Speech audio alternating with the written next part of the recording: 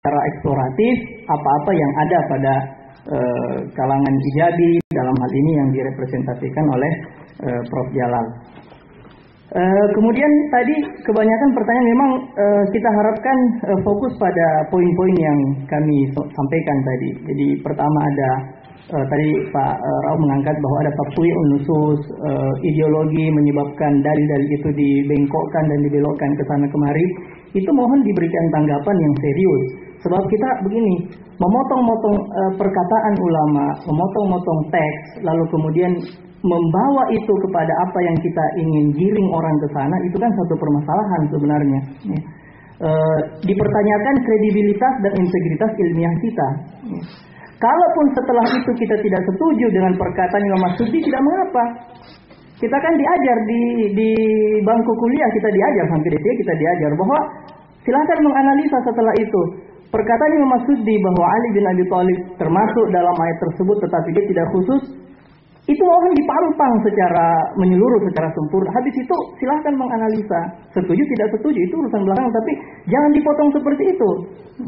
Kemudian pernyataan Imam Az-Zahabi tentang Sufyan Ats-Tsauri yang jelas-jelas adalah bukan lagi sekedar motong tapi berbalik 180 derajat. Itu kan satu permasalahan yang secara logika kita tidak bisa menerima. Kita sebagai kalangan ilmuwan itu permasalahan yang sangat serius.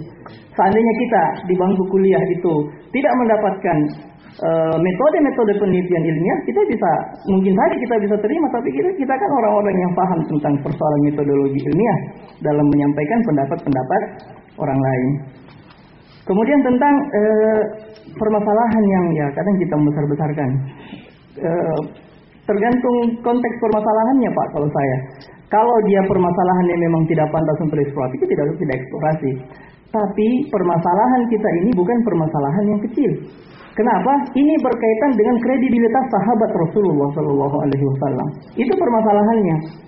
Kita ketika berbicara tentang Syiah dan Ahlus Sunnah, konteksnya adalah kita berbicara apakah kita mau mempertahankan kredibilitas sahabat Rasulullah SAW. Karena bagi orang Syiah, sahabat tidak ada yang bisa diterima hadisnya. Yang diterima adalah dari kalangan Ahlul Bait. Para sahabat tidak ada. Abu Bakar dianggap malah orang yang tidak kredibel. Umar bin Khattab dianggap orang yang tidak kredibel. Utsman bin Affan, Abu Hurairah radhiyallahu an. Kalau sudah berbicara tentang kredibilitas sahabat radhiyallahu anhum ajmain, kita ambil agama dari mana? Kita ambil agama dari mana, Bapak-bapak sekalian? Sudah berbicara tentang kredibilitas sahabat, kita runtuhkan semua itu. Apa yang kita ketahui dari kajian-kajian ilmiah kita, bahkan kita didikte sejak kecil oleh orang tua kita. Ini adalah satu keyakinan. Ini diruntuhkan semuanya. Kita mengambil agama dari mana? Satu. Yang kedua adalah berani tidak kita menuduh Rasulullah SAW gagal dalam membina para sahabat? Berani tidak kita menuduh sahabat-sahabat Nabi, sekali dari Abu Bakar As-Siddiq, Umar bin Khattab, Utsman bin Affan, Abu Hurairah radhiyallahu anhum ajmain, dianggap sebagai orang-orang yang tanda petik, ya mungkin kita belum dapatkan istilah murtad, istilah kafir, istilah pembangkang. Berani tidak kita mengatakan seperti itu, bahwa Nabi berarti kalau begitu gagal? Orang terdekatnya saja, orang yang Allah sebutkan idhuma fil ghar, thaniyasnaini idhuma fil ghar, idh yaqulu li sahibihi la tahzan, innallaha ma'ana. Ternyata Nabi gagal dalam membina Abu Bakar Siddiq radhiyallahu anhu menjadi seorang sahabat yang patuh kepada Allah. Umar bin Khattab yang tadinya jahiliyah, ternyata setelah Nabi wafat kembali ke jahiliyah. Itu kan persoalan bagi kita. Dan itu persoalan yang tidak kecil Bapak Ibu sekalian. Itu persoalan kita mau ambil agama dari mana? Bagi orang-orang Syiah, orang-orang hijabi dari yang kami sampaikan tadi, sesuai dengan hasil pembacaan kami buku-buku, kita diarahkan ambil agama dari Ahlul Bait. Silakan.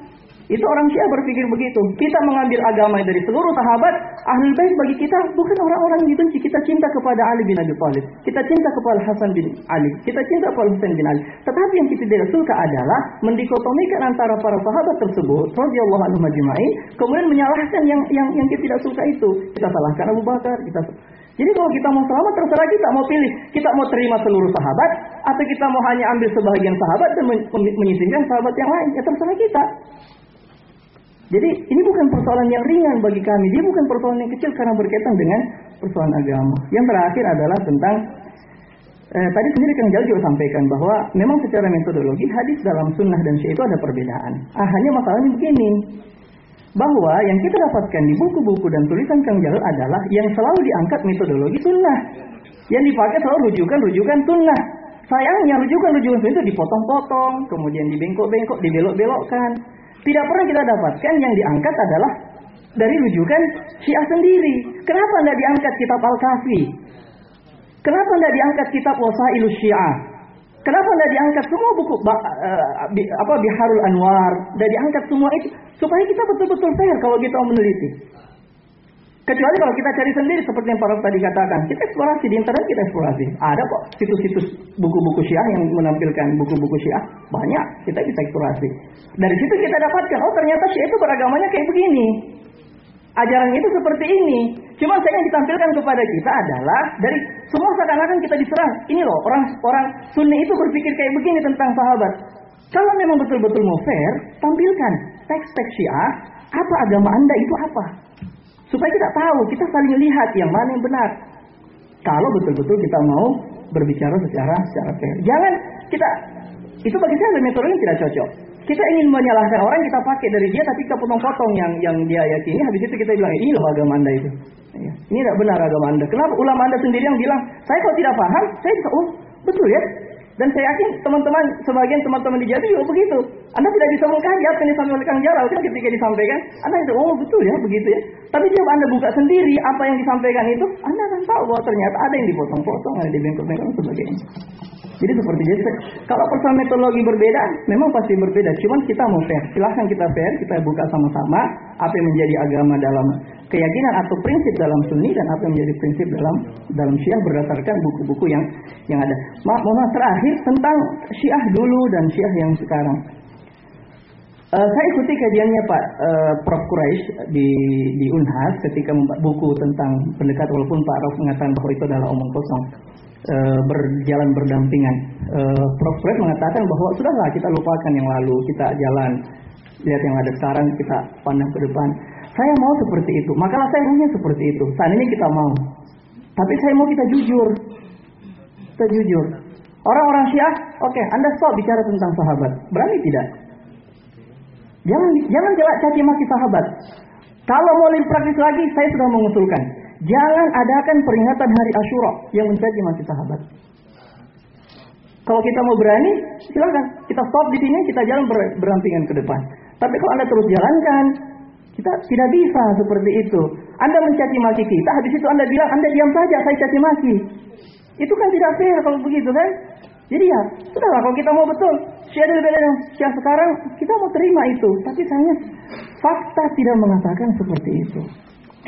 Terima kasih. Ya, terima kasih. Selanjutnya saya persilakan Profesor Dr. Haji Jalnur Rahman MSc. Saya akan berikan waktu yang cukup untuk Prof. Jalan, mengingat semua pertanyaan mengarah kepada beliau dan kita mau mendengar juga penjelasan secara detail agar permasalahan bisa lebih jelas. Saya persilakan.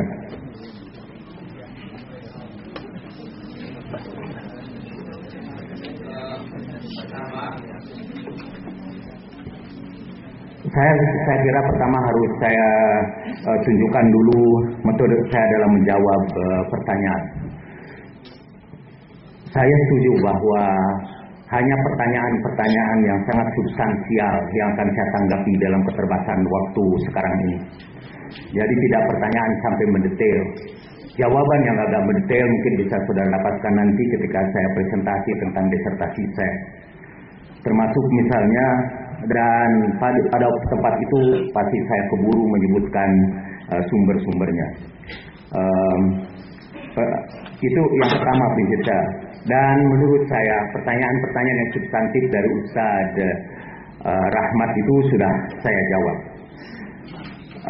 Dan saya sudah sebutkan beberapa jawaban itu karena yang saya catat di sini. Kalau saya semua harus menjawab, termasuk maaf misalnya kesalahan-kesalahan mengetik misalnya. Mizanul I'tidal yang seharusnya 2.2 halaman sekian itu di situ tertulis 22. Sehingga Bapak mempersoalkan itu Mizanul I'tidal hanya sampai jilid ke-4 saja. Oh ini ada jilid yang ke-22.